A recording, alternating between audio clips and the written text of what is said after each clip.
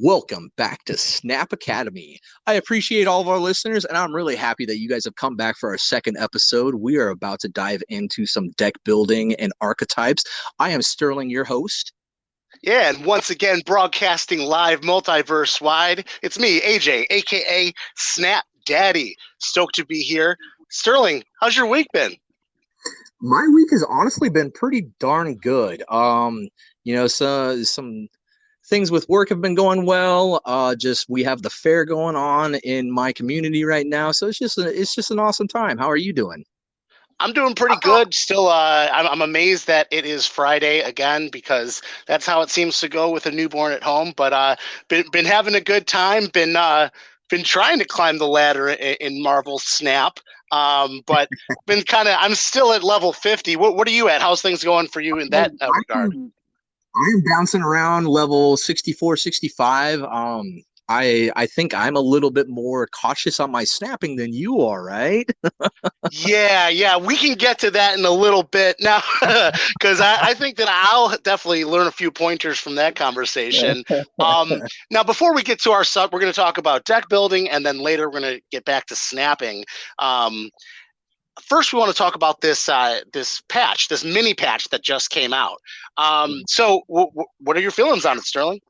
Yeah, honestly, like I did not expect any kind of patch. I really thought that like they were gonna wait a little bit, but so this new patch, they got rid of the Nexus event that was coming up because remember there were supposed to be two Nexus events this month, and with such the backlash that they got last time, they were like, we can't do this. So that was awesome for them to be like, nah, we hear you guys. We're gonna nix that right away. Yeah. So that was good. That okay. They basically went in and said no. Nexus events aren't happening. They also reverted back to how gold works. The credits you could buy the credits with gold. And with that last patch, you could only buy it once every 24 hours. They went back to allowing you multiple times in a 24-hour period. I think it might only be two, but still, like you get a couple chances of that. And then the next thing that it kind of snuck in, they have a new kind of thing in this patch, which is like a scrapbook type of thing with like teams. And I don't know how to explain it. You got that pulled up, and Ben Brode also tweeted about this update a little bit, and I think you have kind of both things, don't you? Yeah, I can read Brode's tweet because, it's just really great the way that they've been dealing with the community on this.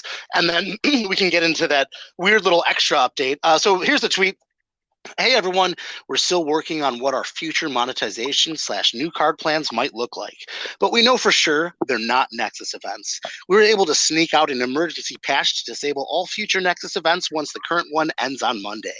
This patch also reverts the change to credit bundle purchases that came with the Nexus events update. You will again be able to use gold to purchase multiple credit bundles in the shop each day. These changes are just a first step that we could implement quickly. We're continuing to work on the path forward, and we'll keep y'all updated along the way. We're trying to work fast here, so I'm hoping we can provide more updates early next week. How about that? A developer that listens to feedback and acts on it. I love it. There was a lot of doom and gloom when the update came out with these loot boxes, these Nexus events, and it seems to me, we were talking about it last week, it sounds kind of like the big corporate overlords were saying, hey, let's do loot boxes. And, the gaming guys were like, people don't like loot boxes. We'll call them this and we'll see how it goes. And it didn't go well, but at least they're willing to make mistakes and change. I love that. That right there, your last statement is kind of what really sets it for me is that, they were willing to listen. They are willing to admit their mistake, and they're willing to make changes going forward. I have tons of faith in Second Dinner, Ben Brode, and the whole company, just knowing that they weren't sure how this was going to work. I don't even know what their thought process was for it. Who cares though? Moving on, it's in the past now. They know that's not going to work, and they're going forward now. I love it. It's going good, and they keep adding new cool stuff to the game. this scrapbook function, Good Times with Thor, it's like they fill up these pictures based on the cards that you've collected, and the pictures are blank. Like if you don't have them, like for me, I don't have Sarah or Destroyer for my Asgardian mates, a picture including Heimdall and Angela. But it has something really cool, is that it seems to track the times you've played the card, your win rate with the card. That's some pretty cool information that's nice to throw at us. And honestly, that's great because I know that is something the player base has been asking for a long time now, pretty much from the beginning. They want to know, like, what cards are getting played the most, what cards are winning the most, what locations are winning more, like, and Ooh, I'd like to know that. Seeing them do this, though, I expect we're going to get tons of that kind of features of, like, and even if it's not in the app, I feel at some point we will know, like, what location gets the most wins kind of thing. Like, that's just information that would be awesome to have.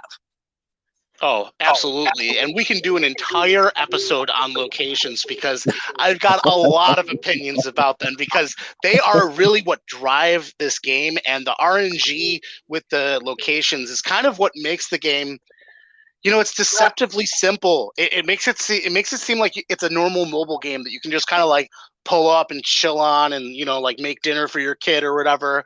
But then all of a sudden you're like, oh, I didn't read that. Oh, I forgot about this. If you're not giving the game your full attention, you're missing out. There's a lot of moving pieces. Oh, no, exactly. And I love the locations because that gives a fresh like game every single time. You can play the same deck 10 different times. Those 10 games, though, are not going to be the same, just due to the locations and how the locations come out. So some locations, if you see turn 1, you're like, snap. Other Right. locations you see on turn 3 and you're like, retreat. Right. I feel you, man. Yeah, I love the locations and I love what it adds to the game. And I think it just gives you, like, you can't expect the same game every single time. I mean, you can kind of, plan things out, but locations definitely throw a wrench in the plans. Well, that's a really great segue into deck building, because as far as just considering like any given game of Marvel Snap, right, and any deck that you're playing, I think that it comes down to there's certain hands that will execute your game plan exactly the way that you want. You draw the right cards, you play the right things, and everything goes the way that you want. It's all about just you making the right decisions. Then there's other draws where it's like, okay, I'm on plan B with this deck, and I need to see how can I try and get a win out of this. So there's a lot of knowing when to hold them and when to fold them in certain, and that's actually a really cool game with a lot of or not necessarily random, but variance in it. The pun intended, right? A lot of variance in it. The best player isn't always going to win. The best deck isn't always going to win. Every game is going to be a snapshot, and it's going to be up to you to decide, am I going to be able to win this game with the cards that I'm being given? Because there's no other ways to ensure consistency unless you have every single piece to a deck archetype. Right. So, real quick, let's kind of like just talk about what deck building is like for Marvel, because I feel it is super unique and different than any kind of other card type game where you build a deck. So, you want to take that? How does deck building work in this game? Right. So there's a 12 card deck, and this might be a pretty valuable episode for anyone who's new to the game to check out. So you have 12 cards, and there's no duplicates. It's not like Magic or something like that where you can have a bunch of different copies of something in your deck. It's just each individual card, and there's no crafting. So it's also, you have to mention the economy with the deck building, because there's no way to just create the cards that you want. You have to progress up the collection ladder, and we mentioned it in the previous episode. Marvel Snap uses a pool system, so you'll be in pool 1, and then the next time the game sees that you're supposed to unlock a card, it will unlock a random card from the pool that you're in. So you kind of just have to build with what you have. And that's really important as a new player to not really worry too much about, oh, I've seen these decks, or I've been watching people stream it and they've got all these really cool cards. That's for the higher level up on the ladder. In the beginning, when you start out, you want to just do your best with what you have.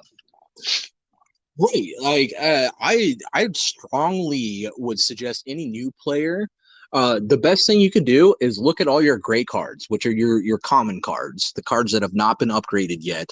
Play those. Play the crap out of those so that you get enough to be able to upgrade all of those common cards, because that is your most efficient use of credits and upgrading cards, because it only takes you 25 credits to go one level. Beyond that, every level is 100 credits. So as a new player, I wish I would have paid attention to it. I feel like I still did okay, but every card, enjoy learning how the cards work. Enjoy yourself early in the game of just like you said last episode, that wonder kind of aspect of oh, that's how this card works. Oh, that's how that card interacts with that. So in this style of deck building and this style of collection level really encourages you to just try out things. Just straight up try them out, because like you said, there's only 12 cards in our deck. We're not stressing and testing what's the perfect number of this card. You can only have one. So that's been thrown out the window. I don't have to worry about, do I need 2? Do I need 3? Do I want a full play set? Whatever that is. Right. No, it's just one card. Throw it in there. And that's the great thing also about this, the 12 cards. You take out one card and put in something different, you honestly have really changed your deck up quite a bit. For sure. And that's in the early game. You might be unlocking a card, and that's going to take you in a whole different direction, and it can open up so many new possibilities to you. And I feel like as you get higher on the ladder, that kind of tapers off. It's like 1 in every 5 cards is useful, I think. But I want to just mention, so when you start the game, I think that you automatically have Kazar or Kazar, the 4-drop, 4/4 or 4 power. Yeah, go ahead. What does he do?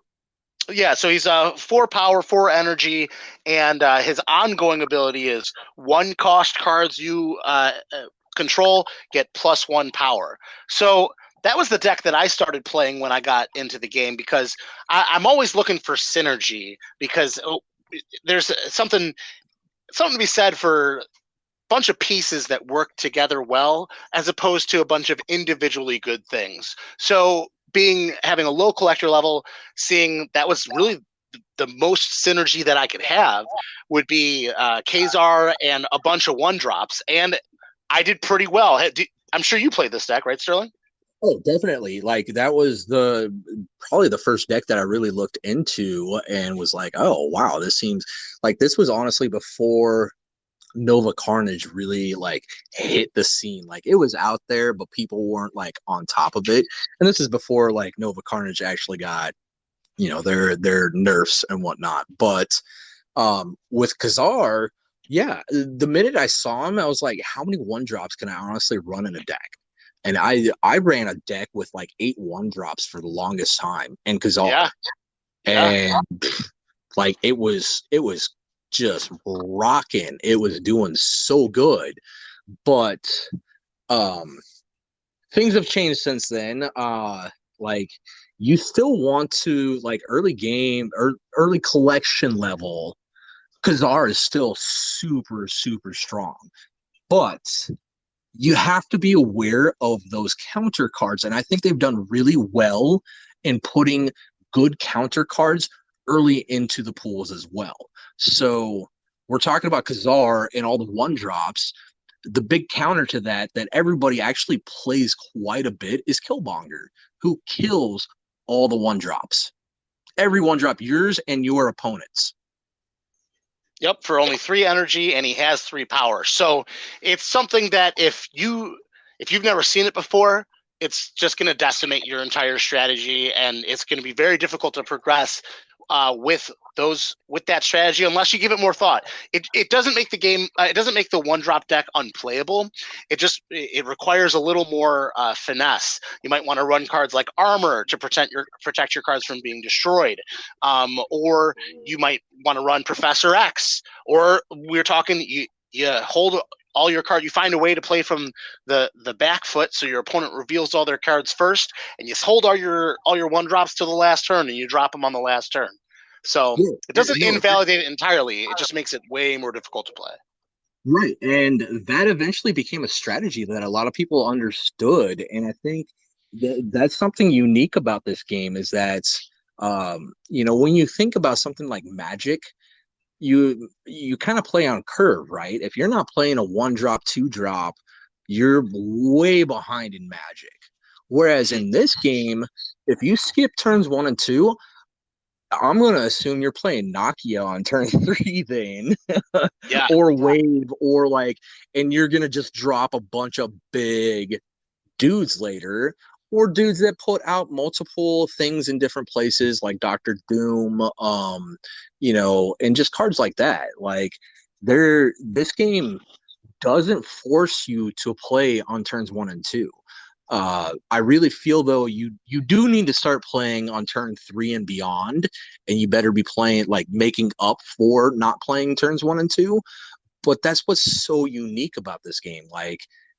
And that's what's awesome about deck building is that when I go to build a deck, I want to make sure by turn 3 and onwards, I can play 1 or 2 cards a turn, if not more.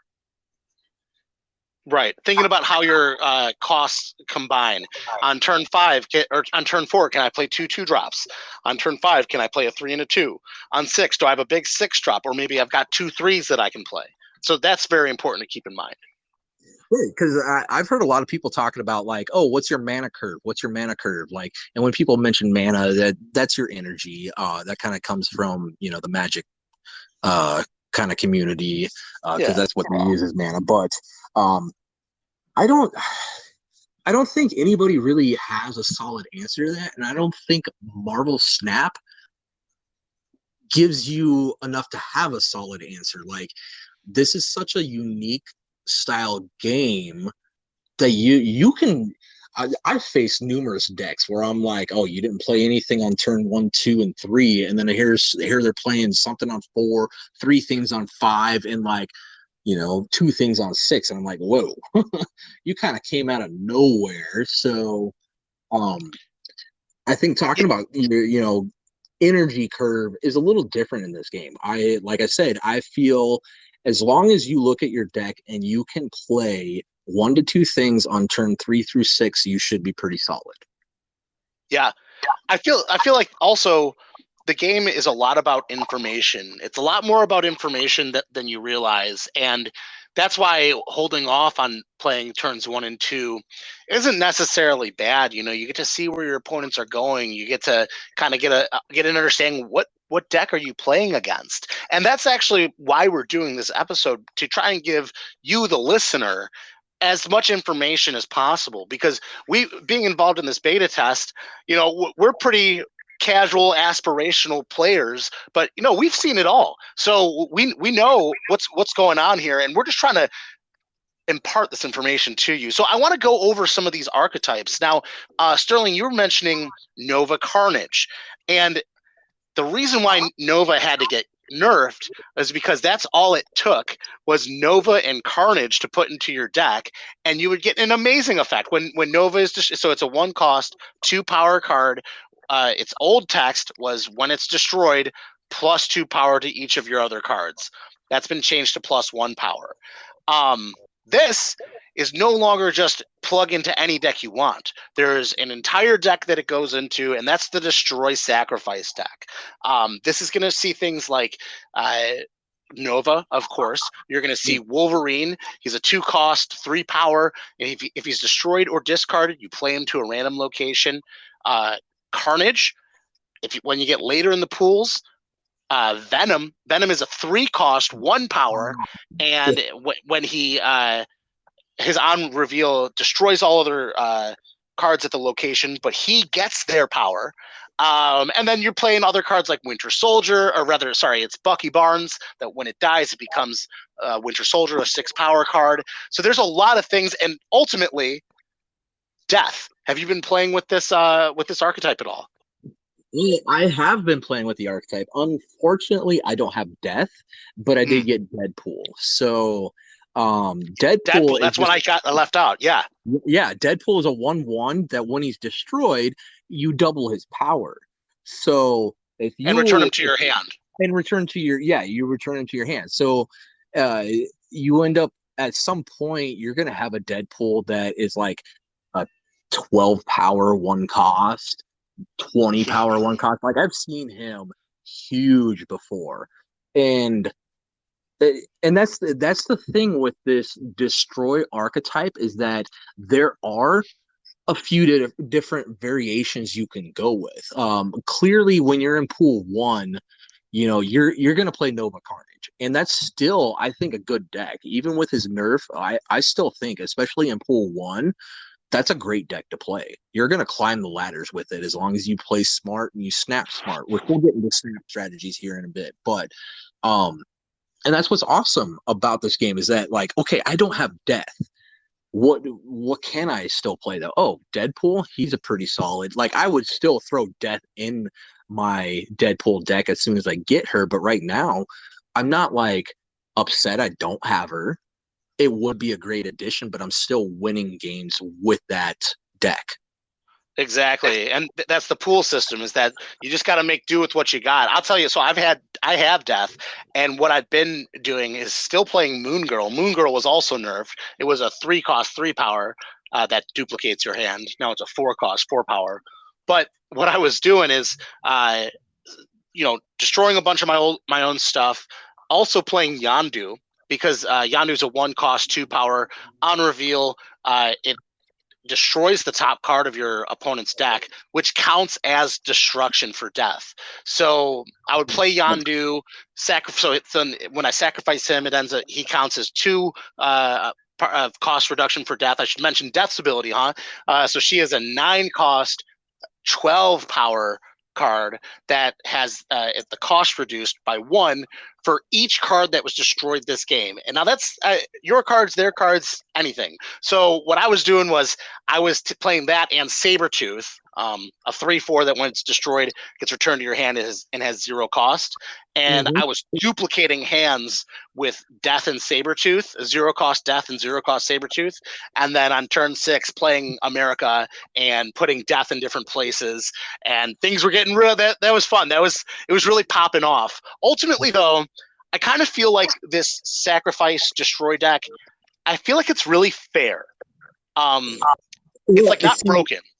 No, and I don't think it's broken either, but your version is playing a little fair. I love the fact that you mentioned how you're playing Sabretooth so that you could get that 0-cost reduction on him, and then Death being, she gets reduced a bunch, because one of the big decks right now is called Death Wave, because people will run Wave, which is a 3-cost, 3-power, I think, if I remember correctly. But she makes all cards in your hand cost 4.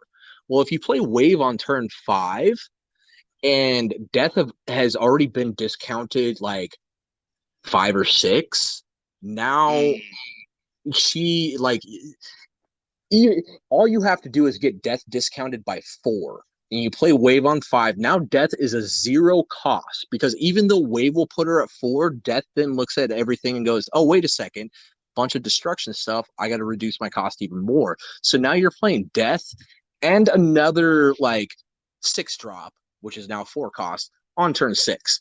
You've kind of been able to do that without having Wave, which is awesome. Yeah. Although I'd say definitely Wave makes it a lot easier because I felt like I really had to jump through a bunch of hoops, like playing Yandu. Playing and just really making sure, and I'm also playing Deathlock still, just totally making sure that I'm like destroying my stuff. Oh, and we were talking previously about how Wolverine gets kind of annoying when he gets destroyed. Sometimes he'll just go somewhere that just isn't good, and you feel like you kind of lost out on what he could have been. I don't know. I definitely feel like I get a little bummed with Wolverine's his lone wolf attitude sometimes.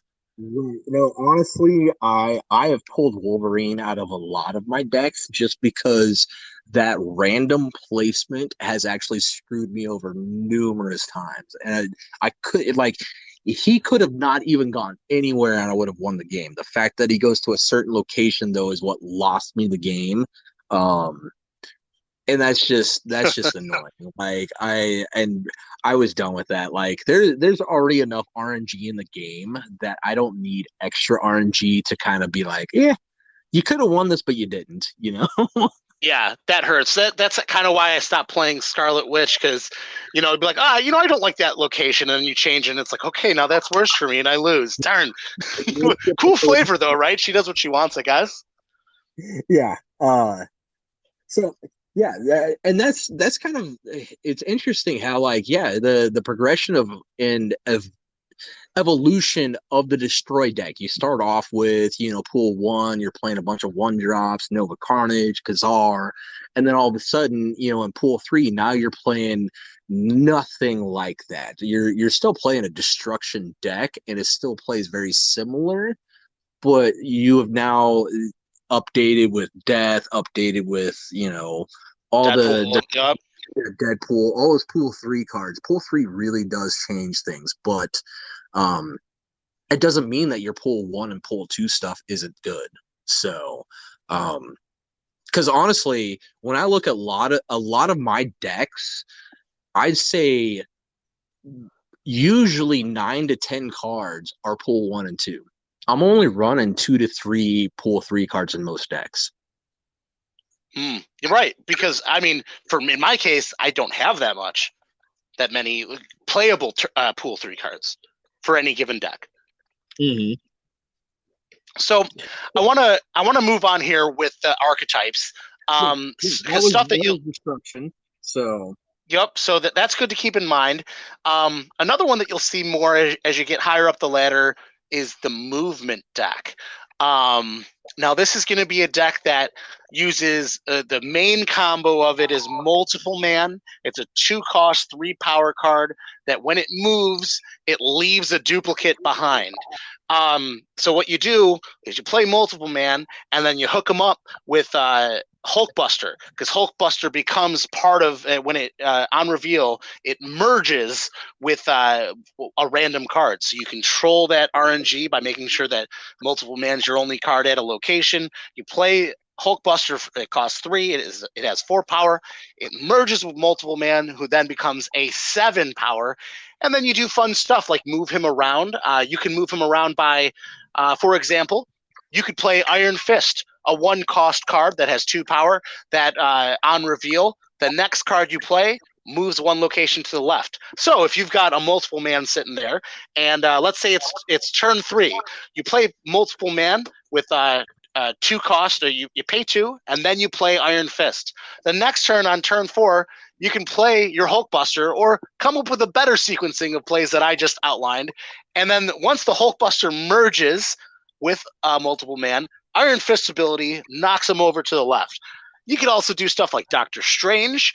He'll pull your highest power card, which is something cool if you have multiple men on the table. He'll pull everything with the same power to his location. What the other one is Cloak.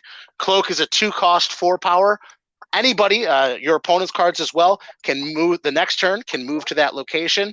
And you're doing a lot of shenanigans like that, moving around. And then finally, on turn 6, you're playing Heimdall, the big bad boy of the whole deck, 6 cost. He's 8 power, right? Oh, yeah, he's 8 power. Yep, 6 cost, 8 power, move all of your cards to the left. I played a little bit of movement before, but I haven't gone too much into it since you mentioned the predictability of the deck. Can you speak about that a little bit, Sterling? Yeah, so when I played a lot of the move deck because a couple other cards that you didn't mention, Vulture is I think Yes. like one of the big key components to the move deck. He is a 3 cost. What is he? 5 power? No. He's 3 power, but when he moves, he Okay, gets plus 5 power. right, exactly. So in a move deck, you're moving him around quite a bit. But the thing you when it comes to the move deck, and this was before Bifrost came out, and we'll talk about Bifrost here in just a second. But without that location, you player are looking to win the left and middle location because everything moves to the left. Everything. Like all cards, the only card that doesn't, well, you got Doctor Strange, but you're only pulling specific cards. Usually your Vulture, sometimes your multiple man, which if you pumped him up and moved him, you're going to move multiple man, which is awesome. But and then Cloak. Those are the only 2 cards that you can really adjust. Otherwise, Iron Fist is moving to the left, Heimdall's moving everything to the left. So as soon as you start to understand that, like, oh, if I win the middle, because you're looking to win the left and the middle. If I can win the middle and the right, okay, whatever. Or if I think I'm gonna like overpower you on the left side, like it becomes very predictable of knowing. With that said, though, like I said, with Doctor Strange and Cloak, those are your 2 cards that can kind of trip people up. I have actually kind of like expected a Heimdall on turn 6, and instead they play a Doctor Strange and pull everything over to the right location, and like really messed me up. Then I was like, oh, good play. Right, because they're doing the counterintuitive thing because you think that the right location is going to be completely empty. Yeah, exactly. Like, and then one other card that I can't remember what pool she comes in, but Captain Marvel has been like I absolutely love that card. Not only in the move deck, but in a lot of decks. So, Captain Marvel is a 5 cost, 6 power. That at the end of the final turn, she will move to a location that will win you the game. If it exists. If it's possible. Obviously. And yeah, there's been numerous times where literally on turn 5, I look at the board and I'm like, okay, as the move deck, I think this is what I'm going to do. This is what I'm planning for. But if things go awry, where do I want Captain Marvel to move to? I want to make sure there's still a location for her to move to and possibly win for me. And that's what's you have to pay attention to with her is that, like, I mean, if you play 4 cards in a location, she can't move there then. So you really have to pay attention to that. And that's also one of the ways of like getting around Captain Marvel is knowing like it sucks when she comes out turn 5 because you can't play around her, or turn 6. But if she's played on turn 5, here's this card that could possibly win it for them. How do I stop that? Right. Yeah, you've got to set it up so that they can't. There's nowhere that she can go. I still don't have Captain Marvel, so I haven't been able to get there. Yeah, she's a pool 3 card then. Yeah. Also, pool 3 cards that I think are really cool. Human Torch. I mean, he dies to Killmonger, but Human Torch is sweet. He's a 1 power. 1 cost. Is he 2 power or 1 power? He's 1 power. Yeah. Okay, but every time he moves, you double his power, so that's cool. But he's vulnerable at 1, and then Dagger. She's an honorable mention. She can be used in the movement deck. When she moves, she gets power. I think it's +1 equal to the number of cards that your opponent has there. So that move there, so it will count your cards and your opponent's cards. Oh, okay. Yeah, that's where she is awesome with like Cloak and Craven, because Craven gets +1 power, or is it +2 power? I can't remember. It's +2 now. He got a buff. +2 now. He did get a buff. Yeah. So, the great thing for the move deck is to play Cloak on your Craven location with a Dagger and hope, like, look at your opponent and go, do you really want to move anything? It's up to you. I'm going to get buffed, though, big time. Right. Like, so, yeah, Um, So yeah, any more thoughts about the movement deck? Yeah, so I just wanted to mention, like, I have been playing that a little bit because I mentioned Bifrost earlier. Oh Bifrost yeah. is the kind of featured location right now, so it will come up a little bit more during the week. It's not a hot location, like we get on Sundays, but you will see if you play multiple games, you're gonna see Bifrost. So Yep. Bifrost says that after turn 4, everything moves to the right. And that is super unique and interesting because most of the movement stuff moves to the left. Hmm. But what I have been doing, a lot of people have been doing, I actually threw Kingpin and Magneto in my movement deck. Oof. Yeah. So Kingpin is a 3/4 with an on reveal effect that the next turn, anytime a card moves here, he destroys it. So if you're playing Bifrost, on turn 3, you drop Kingpin, say in the middle location. If they have a bunch of stuff on the left location, the next turn, at the end of the turn, everything's going to move over. Kingpin is still going to kill them. Hmm. And then I just love him with Magneto. Like, you play Kingpin on turn 5 and then Magneto on turn 6. You can really screw up a lot of people's like positioning and stuff with that. Granted, Magneto is a 6 cost, 12 power, and he will move the opponent's 3 and 4 costs over to you. So it is very specific on the costs and the cards that get moved, but you know how many times that like that just wrecks people. You play something like a Killmonger, or 3 and 4 just have some good cards that a lot of people play. So yeah, like I said, on turn 5 you play Kingpin, on turn 6 you play Magneto, you pull a bunch of things over and you kill them all. Yeah, the first time that happened to me, I was like, if I was playing against the opponent in real life, I would have shook their hand.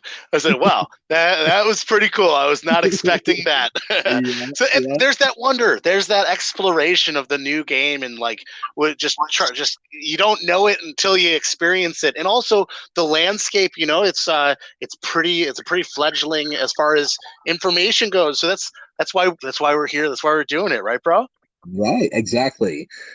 So we've talked a lot about the move deck. I think the next deck we should probably talk about a little bit because players in pool 1 should be able to play a similar style is the discard deck. Right. I Have see. you? You think that this is a pool one friendly deck? I think it's possible. I definitely, granted, when I first started the game, usually when I went to build a deck, like the filter option, and I just looked at keywords, and so a lot of the times it would be like throw in these keywords. And also, granted, back then a strong guy was a 2 cost. I can't remember his power, but he, by the end of the game, if you had no cards in hand, he'd be a 9 power. Yep. Yep. Now he's a 4 cost, 4 power. At the end of the game, he's going to be 10 power. So they nerfed him a bit by upping his cost, but it was still great early on, and I still think he's decent early on. Is like, if you're going to go all in on discard, he's not bad, especially if you play a bunch of the 1 drops like we talked before. You don't necessarily have to discard a bunch of things. You can just empty your hand. Right. But so in pool 1, the discard cards are what, like Blade, Lady Sif. Lady Sif, yeah, and she's really good. Apocalypse. Yes, So you got Lady Sif Apocalypse. is she's a 2 cost, 4 power, will discard your highest cost card. Apocalypse is a 6 cost, 12 power, or no, he's 8 power. Every time he's discarded, he goes back to your hand, but he gets +4 power, right? If I Something like remember that. that. I'll, Yeah, I'll double check it here. I got it. I know he gets buffed. So Right. and that's the thing. If you play Lady Sif, Yeah, you had it. That's exactly it. okay, yeah, she's always going to discard your Apocalypse. And so, okay, Blade is, not guaranteed. Lady Sif, what other are there early on? I'm trying to think because Swarm, I know, is he pool 2 or is he pool 3? Oh man, I'm not sure. So Wolverine is something that you might want to play because if it gets Right. discarded, it goes Wolverine, tools. he's pretty good for the discard deck. And that's what's also nice about some of these cards is being able to go in different types of archetypes. Wolverine definitely fits into destruction or discard. Yep. Yep. Swordmaster is a 4-cost 7 power, right? Yeah, no, and that's a great one early on. I know as your collection gets better, you eventually will drop him because I don't see him a lot in some No. of the pool three discard decks. But I mean, 4 power or 4 energy 7 power is pretty solid still. Right, and you want to discard with this deck, so you're happy to be discarding things. Right. Morbius, 2 cost, 0 power, ongoing. His power is equal to the number of cards you've discarded this game, or is it? It might be +2 power. I think it's 2 power for every. Let me pull it I up. think it's 2 power, yeah, because he Yeah, is very I don't play similar this deck. to, yeah, no, he's similar to Collector. Yes. Collector, every time a card goes into your hand, he gets +2 power, whereas Morbius, every time you discard a card, he gets +2 power. Yeah. So those two are kind of the exact opposites of each other. Yep, and then Dracula, the 4 cost. At the end of the game, you discard a card, and then it has that power. It has 0 power naturally. After the final turn, discard a card from your hand. This has its power. Dracula though is a pull. He's a pull 3 though, isn't he? Because I don't Is he? think I even have Dracula yet. Oh, maybe. Yeah, no, I'm pretty sure he's a pool 3. Another though, talking about some of the pool 3 cards for the discard deck, Hell Cow is absolutely Yes. bonkers. That card, um, mixed with again, we're talking pool 3 at this point. Like this is something for you to kind of look into as you play the game and what to expect. If somebody plays an Invisible Woman, you should probably retreat because they're gonna throw down a ton of stuff and just wreck you on turn 6 with Hela. Oh, yes. Yeah, Hela plays the card. So that's a 6/6 on reveal. Play all cards you discarded from your hand to random locations. Right. That's And devastating. Invisible Woman doesn't. She's I think a 2 cost. I can't remember her power, but nothing is revealed until the end of the game. So what you do is you'll put down a bunch of your discard stuff in her location, and then your last turn you will play Hela so that she doesn't get discarded. And then last turn, Invisible Woman shows everything. You discard a bunch of stuff from your hand, and Hela brings it all back.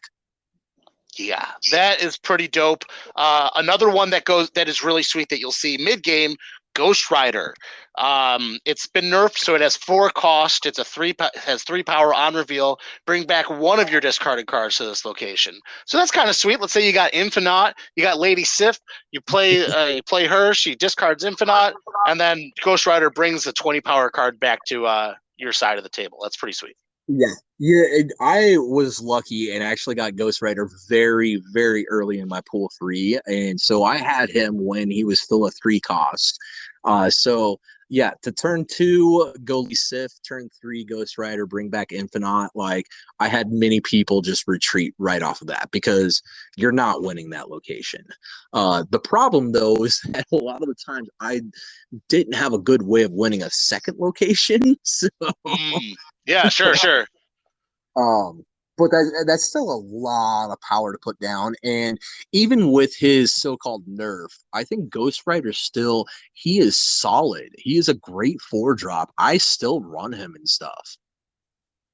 Yeah, I mean, if I was playing Gambit, because I just unlocked Gambit and I so badly want to play it, but every time it's just magical Christmas land for it to like pull off what you want it to do. But yeah, I mean, if I had Gambit, turn 3, kill something, turn 4, just bring whatever you discard right back. That's sweet. Yes. Yep. Really good cards. Okay, so we talked about move and discard. What's one of the other decks that you feel is kind of a big archetype for especially for the earlier players, and then we can kind of talk about how that it gets adjusted. Yeah. So I think that there's a couple more that I want to talk about later. Those are just to be like decks to be aware of, but I think a really easily built deck is the ongoing deck. I feel like it uses a lot of pool 1 and pool 2 cards, so it's very accessible to new players, and it's one of those decks that it kind of does an old school Nova Carnage impression, because you want to play you're playing cards. The concession that you're making is that you're playing all cards with ongoing abilities. So you're kind of just like taking whatever you got and slamming it in the deck. The reason why you want it is because you're playing Spectrum. It's a 6 cost, 4 power card on reveal. Give +2 power to each of your ongoing cards. So this can be doubled if you're at the. I could never. What's the name of the Doctor Strange world? Why can't I think of the name of it? You know it. Kamartaj? Or are you thinking Onslaught's Onslaught Citadel? Yes. Yeah. Oh yeah, no, the Doctor Strange one's the Sanctum Sanctorum. You can't play there. Oh no, what's the other one? What's the I'm thinking of Kamartaj. Yeah, that doubles the on reveal effects. Yeah, so that's what you want with Spectrum, because she her ability is on reveal. The really broken thing with this deck is Wong. If you can get Wong, that's a pool 3 card though. What you end up doing with Wong is Wong is a 4 cost 2 power card. Its ongoing ability is ongoing effect on reveal effects at this location happen an additional time. And what you're doing is you're playing Wong on 4. Then you're playing Mystique to copy Wong's ability. So she's a 3 cost 0 power. And then if the last card you played had an ongoing ability, she has that ability. So then you get double on reveal abilities. And you're looking for Spectrum or Ironheart to start throwing power around the table. That's something that it can really feel like you're comboing off when all of a sudden you're winning every location. You're going 40, 30, 20 with your power distribution. You're winning every location. I think the ongoing deck is super sweet and definitely available to early players. Yeah, I love how you started off with like, okay, this is about like Spectrum and stuff, because honestly, once you do get higher into the collection levels and even like ranks and stuff, not too many people are playing Spectrum in that deck. Wong and Mystique is definitely a combo enabler type thing. You mentioned Ironheart, but like if you also add Onslaught to it, so you have Onslaught, Wong, Mystique, things are triggered, I think at that point like 6 times, if not more. I can't. Yeah, because Onslaught's doubling your ongoing effects. Yep. Math so much, but the cards that you look to potentially abuse, you already mentioned Ironheart, which with those 3 cards, that's 96 power across the board. So that's pretty awesome. You can also go Hazmat and just reduce them to nothing, because usually if you're playing this kind of deck, you're not playing a ton of other cards. Gambit to just wipe out their board. And what's interesting about Gambit is that you do not have to actually have cards in your hand to discard for his ability to go off. Yep. So but that's what's really cool about this game. You start off early in pool 1 and you're looking at all these like keywords and stuff, and you're building this ongoing deck. And then by the time you get to pool 3 and you have some of these other cards, it looks like an entirely different deck now. Yep. Well, the one thing that I think will stay the same that I think is super awesome is having access to Cosmo. Because sometimes I feel like Cosmo can kind of like screw you if you're just trying to play it in any other like random deck. But you want it in the ongoing deck because it has an ongoing ability and it stops on reveal effects. So many times, if you're ahead and you know where your opponent's going to play something, a well-timed Cosmo can just end the game. So I just think like having access to Cosmo is one of the kind of like underrated awesome things about the ongoing deck. Yeah, and that's what I love about what they have done with the collection level so far in the pool system, is that a lot of these counter style cards are actually very early in the pool. So you got things like Killmonger, which they actually just updated where he is more available in the earlier pools. You mentioned Cosmo stop and on reveal effects. There's armor stop and destroy effects. There's enchantress that will take away ongoing effects. All of those are available, I believe, in pool one. So that's really cool that they're doing that. They're making sure there are counter plays available to the players. Yep, and it can reward you for smart, skilled play, and that's one of the things I love about this game is that unlike a lot of mobile games where it really is very random and or has some sort of paywall to it, that's not the case with this game. You really are rewarded for your knowledge of the game and your ability to understand the situation, know when to hold them, know when to fold them. I think that this has kind of been a theme. I think it's going to end up being the theme of our podcast, bro. It's like we have so much we want to talk about it on each show, and then we end up just teasing the next show because I don't know if we're going to get to snapping today, and I think that's okay because I feel like next week. We still have more decks to talk about. I think strategy that we could easily probably talk a good half of an episode, if not a full episode, about snap strategy. So we've been touching on it. Well, I'm sure we'll touch on it a little bit more, but we'll go deeper into it, I think, into our next episode. That seems like a good topic to really talk about. Absolutely. And that's just another one of the skill things about this game is that you definitely get rewarded for having skill and having information. As far as other deck archetypes that exist, I just want to mention a few of them. I don't have like a lot of experience with them because they're kind of higher up on the collection ladder and or temporarily behind a little paywall. Because Wave, you can only get Wave from that event, right? You had to pay to get Wave? Last month she was part of the season battle pass, and so I'm the type of person I will always I feel those season passes are pretty worth it. I'm willing to give the game, the company $10 a month. Like, I'm loving it, so I have no problem doing that. You though didn't purchase that. You don't have Wave, but what I find interesting is that you found a way around not having Wave, and you're still continuing to do well.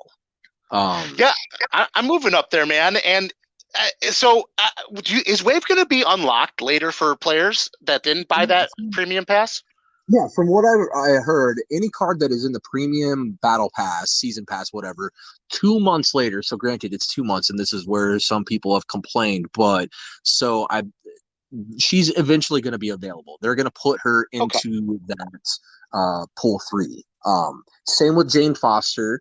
A lot of people, and that's, she's definitely behind a paywall right now, but I don't feel like it's not a card I absolutely want. I'd love to build around her. I'd love to mess with her, but like, it's not something where I'm feeling like I can't play this game anymore without her.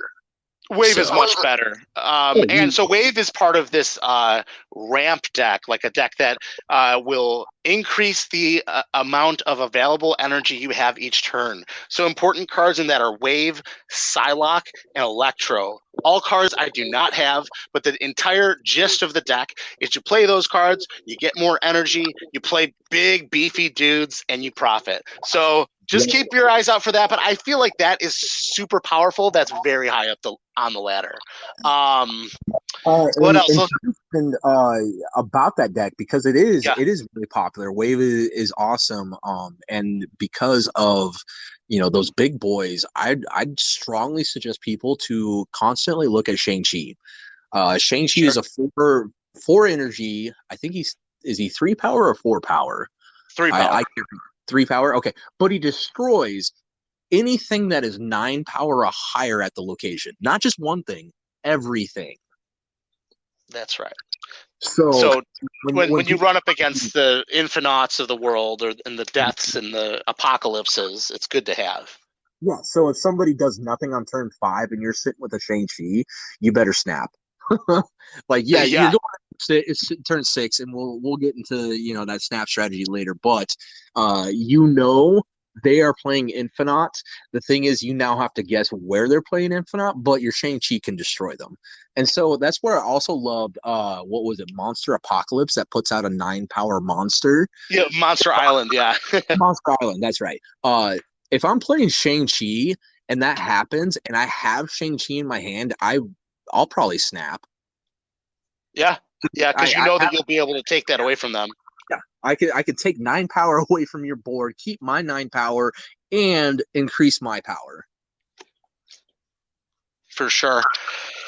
So also something other stuff that I've seen decks with debris.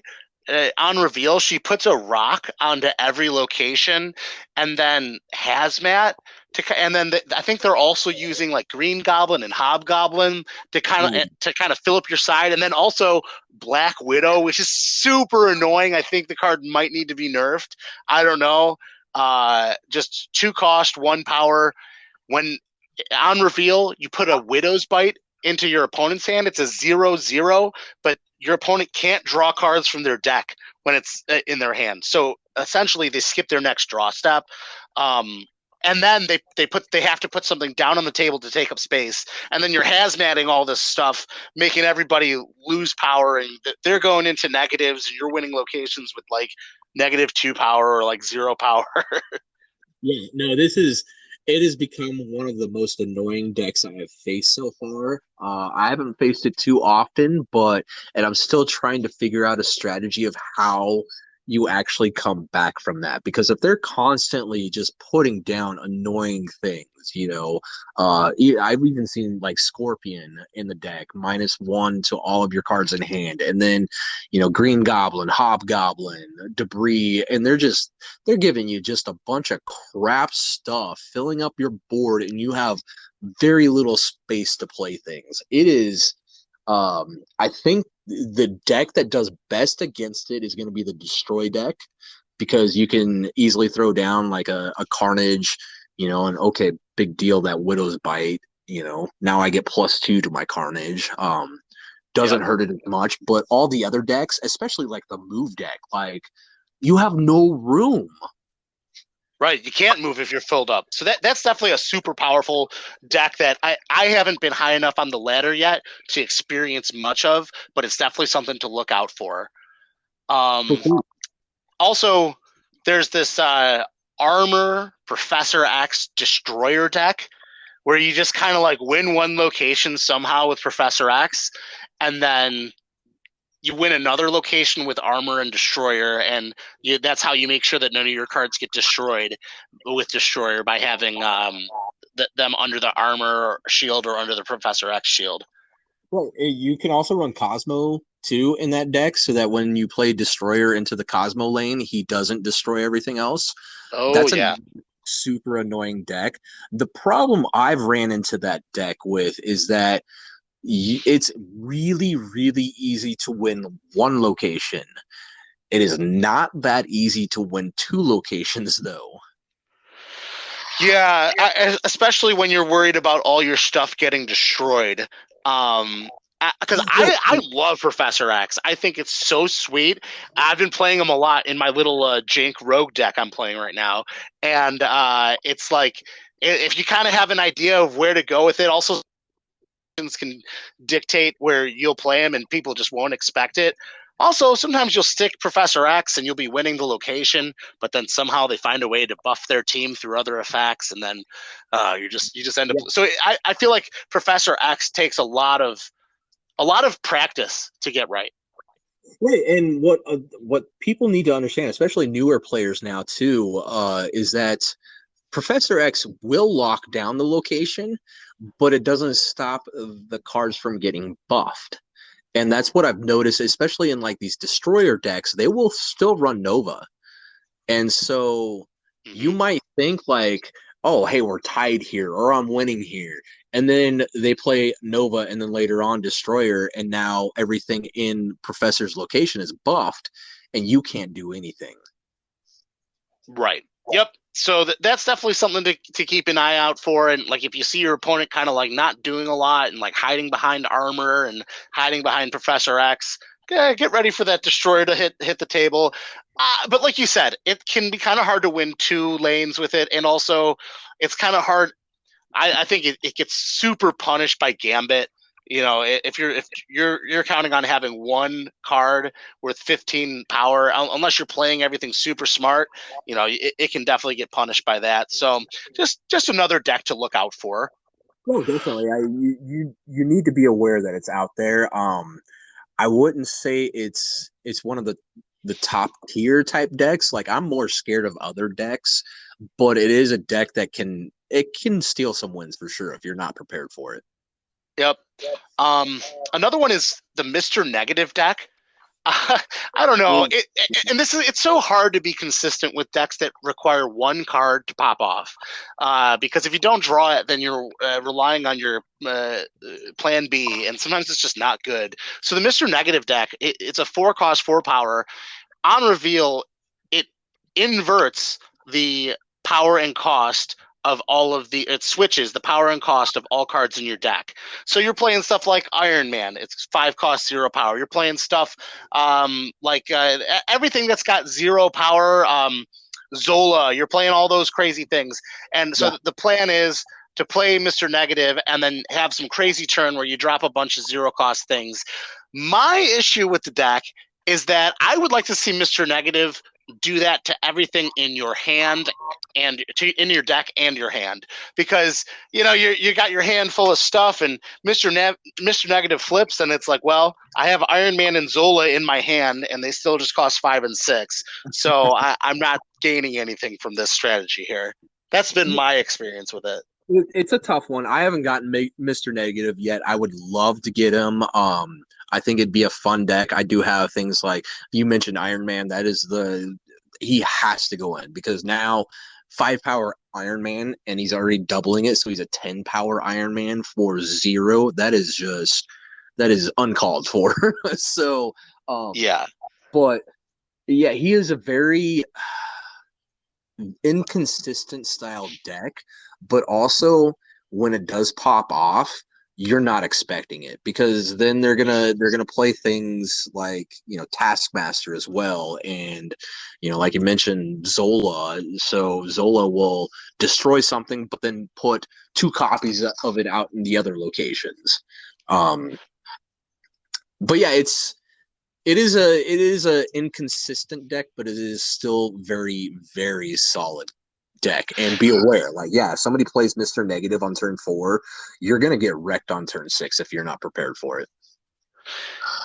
Yeah, and then there's just one more kind of inconsistent deck that I wanted to mention was the Patriot deck, like the vanilla deck.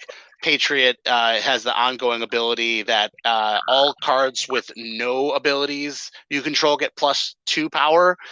I just think it's a tall ask to build a deck with a bunch of the worst cards in the game to hope that you draw Patriot, and then in Magical Christmas Land you also draw Mystique, so you're everyone's getting +4 power. But you're playing Misty Knight and you're playing Squirrel Girl, and that kind of leaves you open to some Killmonger stuff, and it's just kind of like you're playing Shocker and Cyclops, and I don't really like it. I think it's cool. It's cool that it exists. I wish there was one more thing that helped vanilla cards. So I have kind of a different take on that deck. I think I would love to draw Patriot right now. I don't have him. I would love to get him because you're mentioning all these vanilla cards, but don't forget about those token cards like Brood. So Brood itself has an ability, and his ability is to put out 2 other copies of him. Those copies don't have an ability, though. Like Mr. Sinister. Same with Mr. Sinister, Doctor Doom, Ultron. So, and I've seen games where somebody plays absolutely nothing, and on turn 5 they play Patriot, turn 6 they play Ultron, and all of a sudden they're winning. Because it fills up every location with Ultrons that have or Ultron drones that get buffed from Patriot. Right. And it's not, I don't think that's a great strategy because it's not. I think it's only 8 power then on those 2 other locations. But sometimes that can just be a win for you out of nowhere. And if you have other ways of pumping cards up, so like you mentioned last time, Nakia is that's a card I run in so many different decks. So in this Patriot deck, you run Okoye, Forge, Nakia, and then you drop things like Brood, and like you said, Mr. Sinister, Doctor Doom, drop a Patriot. Then all of a sudden, your little weak like tokens are beefy. So I don't have Brood, but you make me want to try this because I have all those other cards, and I think that a big core for a lot of that can help. Like I've been saying, I've been playing a rogue deck, which is just whatever. I think a core for that is Okoye, Nakia, and also Scorpion. I think Scorpion is sweet on 2, because then I think you're a really good chance of hitting a really nice 2-drop. I found that it really does help. A lot of times I don't like waiting till turn 3. Like if I have Nakia and I've got other 2-drops, if there's something that I can play on 2, I want to. Now, like I'm not going to play Mr. Sinister because I want that to get buffed by Nakia so that it essentially doubles the power because it makes a copy. But yeah, that's pretty interesting. Ultimately, if you're trying to get a more consistent deck, there really are only 2 ways to do that. I think there's America Chavez. So it makes it so that your deck's smaller until turn 6, and then Jubilee. Jubilee is awesome because essentially you're like drawing a card, so it's getting you closer to whatever 1 card combo you need to like win whatever you're doing. So I think that including those 2 cards in any deck that you're building, can kind of make whatever you're doing a little more potent, or just like a little more focused, so that the cards that you really want to draw, you do end up drawing. And that's just to kind of come full circle with this, and that's the great thing about the game, is that while these archetypes exist, the negative thing about them is that the higher you get up on the ladder, people are going to know this. People know what you're playing. People know what your strategy is going to be. So if you're playing a rogue deck where people don't know what it is, they don't know what to expect, you're going to have that element of surprise. And I think that rogue decks can really do something. It's just a brewer's paradise, Marvel Snap is. And every time I see someone make Infinite, they say, oh, I made it with this deck. It's never the same. It's always like, oh, wow, they're playing Typhoid Mary. Like, what? Like, that's cool. How is this happening? So I love that part of the game. Yeah, and it honestly surprises me when people are like, oh, I made Infinite with this deck. And they literally are talking how, like, that is the only deck they went and grinded with. And I'm like, I literally play like 4 decks a day. So I'll play 1 or 2 games and I'll be like, let's try this one out. Let's try this one out. Like, it's not about whether it's winning. It's just about my mood and how, what I'm looking for my fun for the day. So yeah, I'm always iterating, man. I'm always trying to change the decks, always trying to make them better, always trying to like see what other people are doing, see what I can do to try and get something more consistent. And so like being at level 50, it's fun for testing because it's like, all right, well, I told you in our chat that I fell down to like 47. I was like, oh my gosh. But if a deck has you dropping down the ranks, it's not going to be getting it done for you. Once you put a deck together that you can steadily climb the ranks with, I think that's when okay, I got something here. I'm going to keep focusing on this and then climb the ranks that way. But then, you can keep experimenting and be like, okay, let's try this. Be willing to give up a bunch of levels, but you get to a certain point where you can't climb back from it with the deck, and you're like, okay, well, I'm doing something wrong with this. So I've been loving brewing. I've been loving coming up with these decks, and it's been so much fun to just explore the metagame and see how everything is going. I think, dude, with this game, you definitely got to get into it. Once they release this game, you're, as like with any mobile game that's kind of like an eternal format, you're going to have to start grinding, because once they start releasing more and more pools and more cards, this game is going to just get cooler and cooler, man. And I want to stay with it. So I'm still even a little bit behind. I'm certainly behind you, but I'm I'm right where I need to be, but I definitely need to get some more grinding and unlock some more cards. And one thing that I think is going to be really unique about this game is that we can't really expect like expansions like you would for typical card games. They're not going to like release, here in 3 months, like, oh, this is the Guardians expansion with 30 more cards. No, I think from now on, we're going to see this slow trickle of new cards every so often. Yep. Another thing I would like to see in the future is different, not variants, but different types of the same character. So Cyclops is a vanilla card, but what if there was Cyclops X-Men leader and he had some sweet on reveal ability? I think that's we could this IP is super deep, and I was thinking honestly, if it wasn't Marvel, bro, I don't know if I'd want to play this game. It's a really great game, so I hate to say that. It's super cool, but the resonance of Marvel makes it all matter for me. Even though I'm playing all these people that I've never heard of before, like with your Debris of the world and Viper and Medusa, all these like funny like Patriot. Like, who are these people? How many people do we not know if you're not like a huge comic nerd versus how many people aren't even in the game yet? Like, we don't have a Jean Grey. Like, I would love to see their idea of what Jean Grey does. And are we going to get Jean Grey or are we going to get Dark Phoenix? Yep. What about Phoenix? Yeah, all of it. So it's all coming down the pipeline. I'm loving the game. We probably got to wrap it up here soon, man. Those were all the decks I wanted to get to. Is there anything else you wanted to mention about deck building or the one topic that we were actually able to get to today? No, honestly, I think we kind of covered everything I was looking to cover, all the decks. I mentioned everything. One thing I do want to kind of go back to our beginning. We talked about this kind of update with that scrapbook, and we were talking about how it's now showing the cards and how many times you've played it and what the win percentage is. So do you know, have you looked through, do you know the card that you have played the most and the card that you win the most with? The only issue is that's not complete data because it's only these Asgard friends, I think. Right. It's only looking at those specific ones. So it's not all the cards in your pool, but it's still fun to look at it. So like for me, my most played card out of this scrapbook thing is Iron Man. I've played him over 700 times. And he's somewhere over 50% win rate. I think most of my cards are around 50% win rate. The one that has the highest win rate is Gamora, actually. She's like 77% win rate, but I've only played her 18 times. Huh, interesting. Yeah.